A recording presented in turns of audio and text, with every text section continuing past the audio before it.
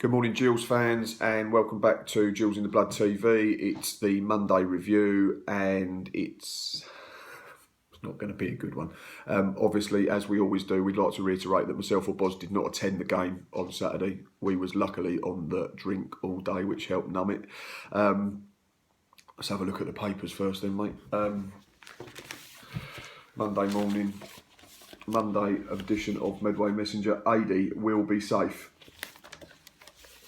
Will we? I'm glad you think so. I'm all for positivity and all that, and we do try, but we've just looked at our last 7 games. And we'll come into it later. It's all right him saying we'll be safe. Oh, he didn't describe it very well after the weekend, did he? No, that's the trouble. So, inside, danger signs are getting bigger. We've just said before we come on here, Scunthorpe and that crazy last 15 minutes that was wonderful and papered over the cracks though. We said last week, didn't we? Seems a million miles away now because we've now shipped 8 in 2 games. There's a suspension, there's more injuries.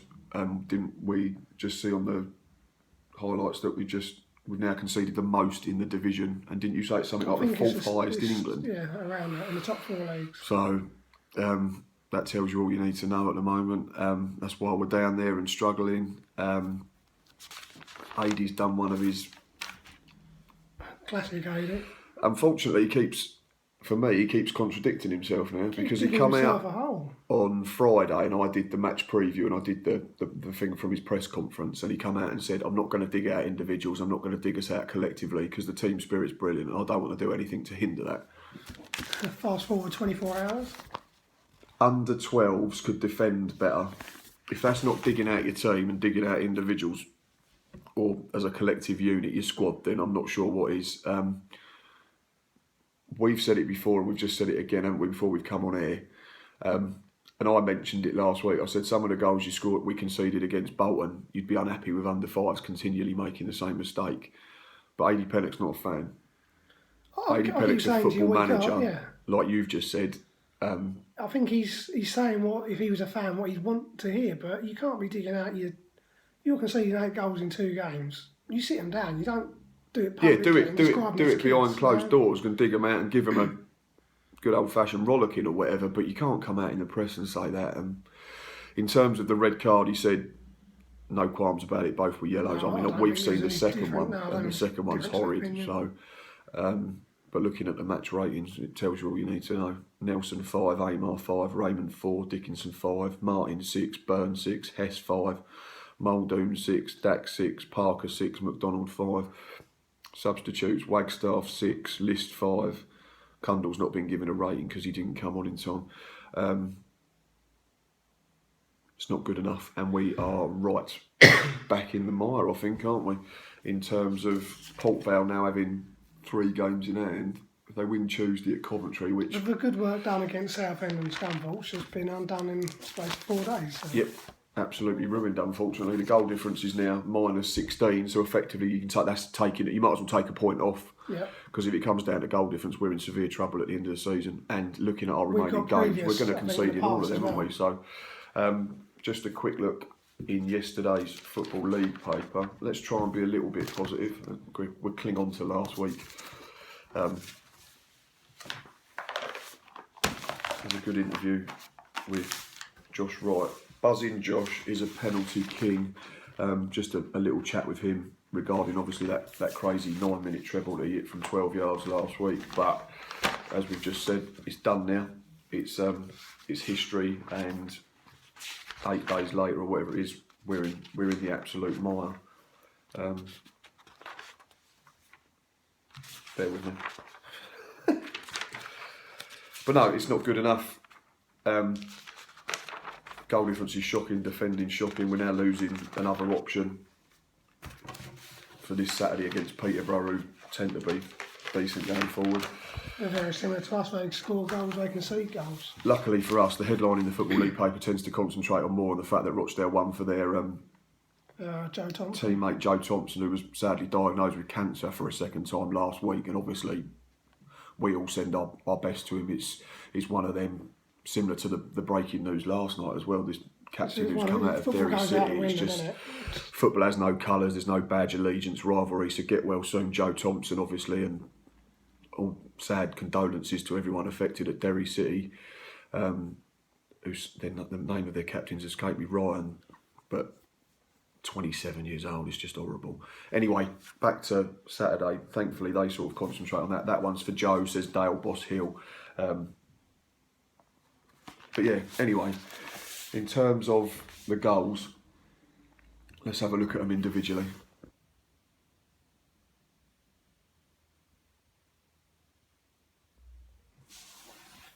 Right, we've just looked, we're going to break this down a little bit different today. We've looked at the first goal. I mean, out of the four, it's probably the one where we can attach the least blame. I mean, you can, if we want to nitpick, we can say that maybe he should get closed down. I think, is it Lee Martin we've just looked at? I don't know if he's still running. He's probably just running up to the back of the stand behind the goal. But is it Mendes Lang? Yeah. To be fair, he cuts inside and he smashes an absolute belter into the top corner. Stuart Nelson ain't getting anywhere near. If you lose 1-0 to that goal, would you say fair play? Yeah, you go. It's one of them. It's a good hit. 9 times out of 10 that ends up in the stand. He probably puts it wide, yeah. Or yeah, like you say, but it ends up by the corner flag. So it's one of them. It's not going to get any prettier from here.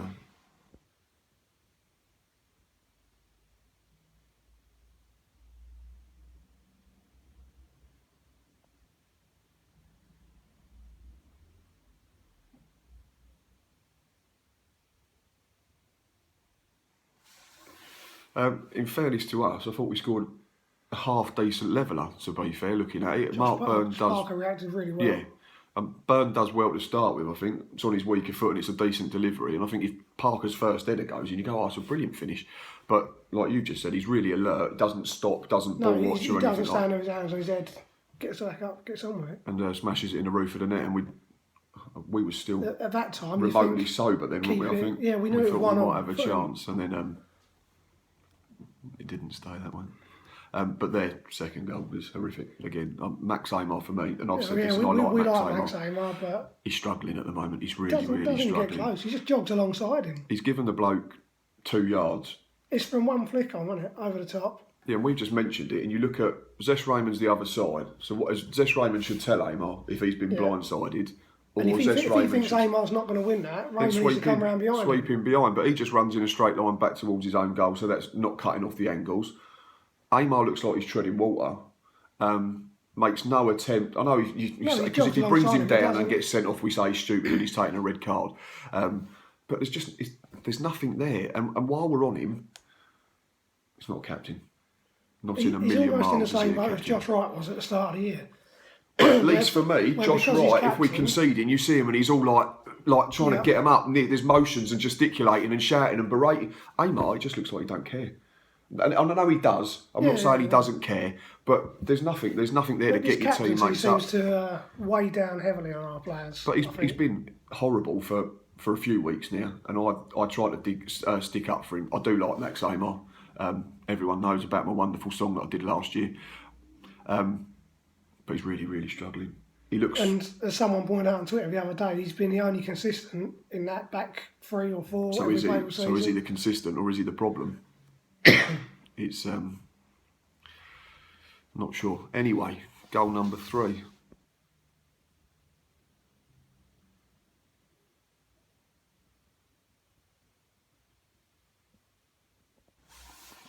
Right, they're third. Looks like one that really makes me angry in a third. You said that about the second one. It looks like it's come from our set piece. And like I say, we weren't at the game, but for me it looks like the last man back there. And then they break, and we've got Hess, Mark Byrne, and then like you say, Ollie Muldoon's the last man. Mark Byrne badly tries to bring the fella down, which I've got no issue with that. You're trying to bring him down on the halfway line, he's breaking, so you take the yellow card and break it up. But unfortunately, we're playing so badly at the moment, we messed that up. And then they've got 2 bombing on down the middle. No one's attempting to get back on goal side with them. They've all attracted to the ball. And by the time you freeze it, when the ball comes into the box, it's literally Stuart Nelson and 4 of their players. They must be laughing their head off. It's like a bad goal you can see on FIFA. Really. Yeah, when you're like China against Brazil when you're trying to do it on like legendary or world class. That's the worst one for me because even if it was one of our set pieces, you left Ollie Muldoon back, who's not naturally a defender. It's not out and out quick either. It's not out and out quick, but again, it comes down to fundamentals. How have we managed to let them break effectively? By the time they get in the box, they're 4-on-1. Yeah. If that. And now the last one.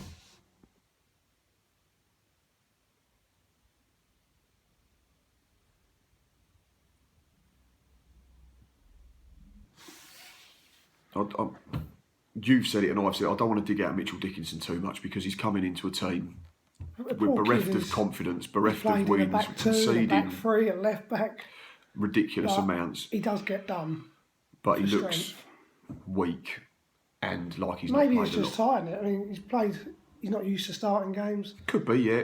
You know, the game's already gone at that point. He's on his own, to be fair. But again, he's not the only one. You look at it. We've just played it back in slow motion. Once Dickinson ends up on the floor, all right, Nelson comes out, the geezer goes round him, but the touch ain't great. It sort of goes a few yards to the side. And again, Max Ehmer, if he just slides across, just make an effort. Just go to ball. At least just make the attempt to go to ball and look like you're actually trying. But he runs towards the goal like he don't want to go and get dirty. He don't want to get involved with the football. He don't want to engage all the time. To me, it just looks soft. It looks really soft. You see Scott Wagstaff come flying across. He's obviously trying to track back from, I can only assume, right wing or right wing back or something. But Max Ehmer is so passive again, it's frightening. And like we just mentioned on a previous goal, it's the common denominator at the moment, unfortunately. And when we first signed him on loan, I thought he was very good. We was over the moon when we signed him on a permanent deal the same summer as Bradley Garmston. But it's a horror show again. It's a really, really bad horror show again. And he seems to be at fault for... Not directly at fault, but there always seems just to be do more, just do more, just show more willing. Something more to try and prevent it. And and then if you concede a goal and everyone can see that you're doing all you can, hold your hands up. But for me, he's not doing enough at the moment. Right, that's the analysis as much as we can do. Boz wants to have a little talk about AD Pennock.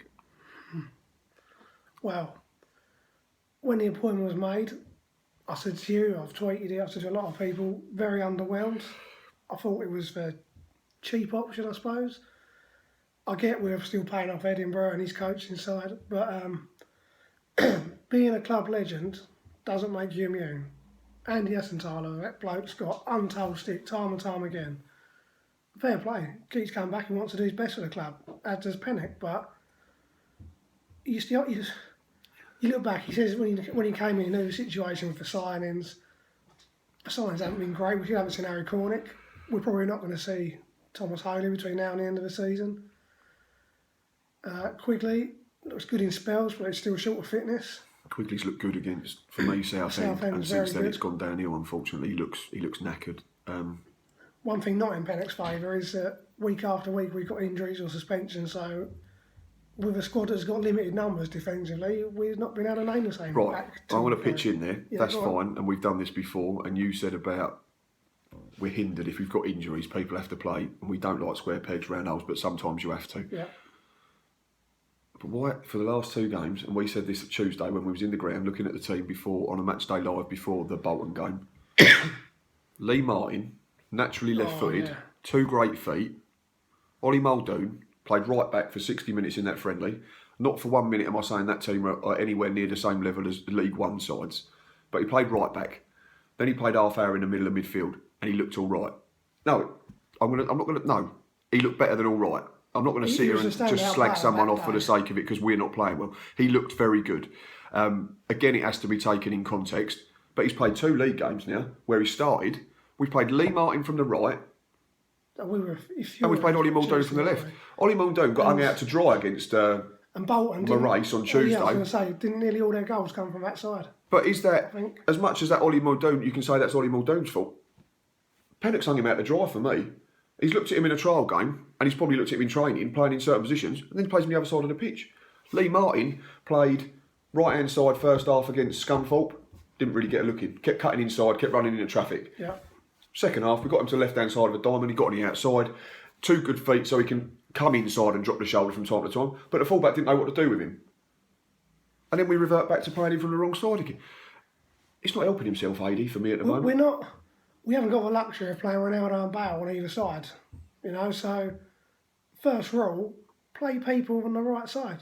Yeah, as much as we If can. you've got Yeah, a right foot as a left wing back, they're going to force him up. They're going to know he's going to come inside. He's never going to go around them and go on the outside. Exactly, and the winger knows if he gets on the outside, Muldoon's off balance all the time. He's not going to be able to make a tackle. And what happened, Bolton?